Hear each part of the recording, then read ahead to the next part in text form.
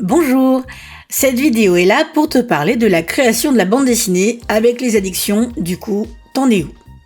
Cette bande dessinée, écrite par Esta Webster et illustrée par Claire D, est née d'un projet proposé par l'association du CAST dans le cadre de l'action Juin sans Juin. Avec les jeunes de la mission locale d'Épernay et du CAST, nous avons travaillé ensemble pour réaliser une BD qui parle d'addiction, afin d'en apprendre plus sur ces sujets et pour mieux comprendre leurs impacts. Parmi toutes les addictions, il a fallu en choisir 12. Mais les jeunes avaient bien plus de sujets, ils auraient pu ajouter l'alcool, le tabac, etc. Le but de cette bande dessinée est simple, prévenir les risques liés aux addictions et montrer leurs conséquences sur la santé, le moral, la famille et la vie sociale. Mais plutôt que de donner une simple leçon, nous avons choisi de créer des planches de BD faites par des jeunes pour des jeunes. L'idée est d'avoir un dialogue réaliste et accessible qui parle directement aux ados sans moraliser. Il existe énormément d'addictions avec et sans produits. Tabac, alcool, drogue, jeux vidéo, réseaux sociaux, etc. Nous avons donc dû choisir quel sujet aborder tout en gardant une réflexion sur les mécanismes communs à toutes les addictions. Comment elles s'installent, pourquoi elles peuvent être difficiles à arrêter et quels sont leurs effets sur la vie quotidienne. Tu pourras découvrir cette BD avec l'aide d'un professeur ou d'une infirmière scolaire. Et nous espérons qu'elle te permettra d'apprendre des choses, de réfléchir à ces sujets et de faire des choix éclairés. Nous avons demandé à d'autres jeunes leurs avis en lisant cette BD. Et voici quelques-unes de leurs réactions. Bonne lecture et bonne réflexion. Ah, wow, c'est incroyable. Ah, j'ai kiffé l'histoire. Bah oui, c'est très bien. Bah ça va, c'est bien. Bah ça explique bien la chose qui veut le transmettre. Parce que ils peuvent s'identifier aux personnages. Et un chat, tout le monde aime les chats. Bah c'est encore bien. Ouais. C'est bien et ça nous apprend aussi. Bien. Très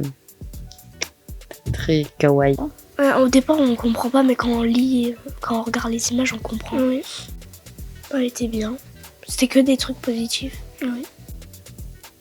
Maman, le chat de la canette, il m'a parlé. Moi, je trouve que les dessins, ils sont bien faits parce que, en fait, on arrive à comprendre l'histoire, même s'il n'y a pas forcément du texte à chaque fois. Bah les enfants ils font des choses sans se rendre compte de ce qui va leur arriver après. Donc je pense que c'est un peu pour les sensibiliser quoi. Bon, après, à chaque fois, c'est tourné d'une façon un peu humoristique, mais dans l'ensemble, ça permet vraiment encore une fois, de penser aux conséquences avant de commettre l'erreur, quoi. Ouais. C'est vraiment bien. De plus en plus d'enfants jeunes sont addicts à certaines choses, alors qu'ils sont jeunes, quoi. Et c'est quoi les bonnes façons pour en parler? Bah de faire une BD. Bien dessinée. C'est bien. Enfin, il faut... Moi, j'aurais dit qu'il faut faire un livre avec ça. Ah ouais, ok, C'est incroyable. En fait, il boit trop de Red Bull et vu qu'il en boit trop, moi, ce que j'ai compris à la fin, c'est qu'il a des hallucinations et le chat, il lui parle, que ses battements de cœur vont pas bien et que c'est devenu une addiction de 3 canettes par jour et tout. À son âge, c'est pas bien. Ah, c'est vrai que c'est marrant. Bah là, dans ce cas-là, c'est 2 enfants, ils veulent voir ce que ça fait s'ils inhalaient du protoxyde. Et ils ont préféré demander l'avis de leur père. Puis à la fin, ils disent c'est mieux si je repose à la cartouche.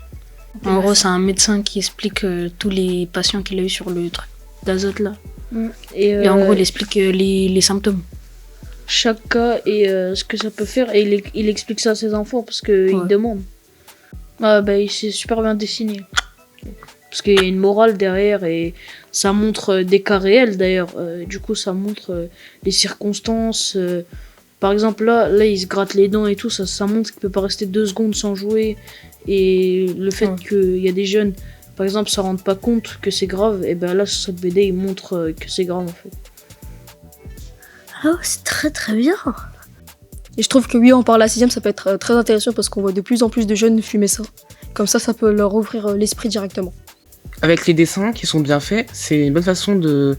avec le texte aussi, ça fait réfléchir en fait avant d'arriver au point où c'est trop tard en fait. On fait réfléchir et ce serait assez accessible pour les élèves de 6e.